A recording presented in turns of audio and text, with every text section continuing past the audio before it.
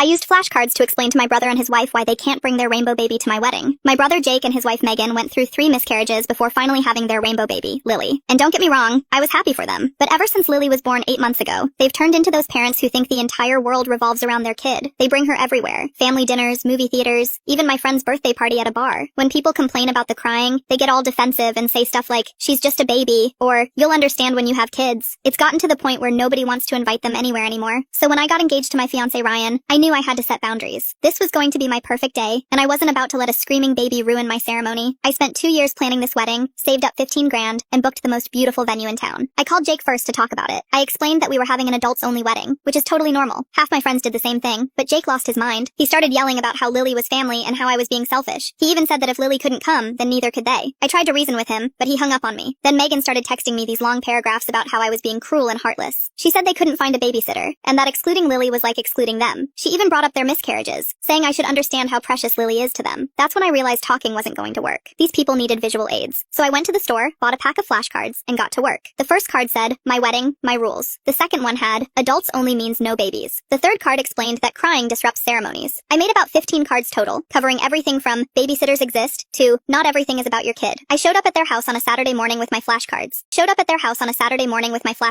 Jake answered the door looking annoyed, but I pushed past him and sat down at their kitchen table. I laid out the first card and started my presentation. Okay, so apparently you guys are having trouble understanding the concept of an adults-only wedding, I said, holding up the first card. Let me break this down for you. Megan came storming out of the bedroom, still in her pajamas, holding Lily. Are you seriously using flashcards right now? She asked. Yes, because apparently regular conversation isn't working, I replied, moving to the next card. Look, this one explains how babies cry during important moments, like when I'm saying my vows. Jake sat down across from me, arms crossed. This is ridiculous, Emma. She's family. I flipped to my family doesn't mean exception to rules card. So is our cousin Mark, but we're not letting him bring his emotional support peacock either. For the next 20 minutes, I went through every single card. I explained how wedding venues have noise restrictions, how professional photographers can't work around crying babies, and how my great-aunt Helen specifically chose this wedding because it was child-free since she can't handle loud noises anymore. By the end, Megan was crying, and Jake was just staring at me like I'd lost my mind. Lily had actually fallen asleep in Megan's arms, which kind of proved my point about babies being unpredictable. Fine, Jake finally said. We won't come. That's your choice, I replied, packing up my cards. But the invitation is still open if you find a babysitter. The wedding was absolutely perfect. No crying, no disruptions, just pure happiness. My parents asked where Jake and Megan were, and I just said they couldn't make it. I didn't want to cause drama on my special day.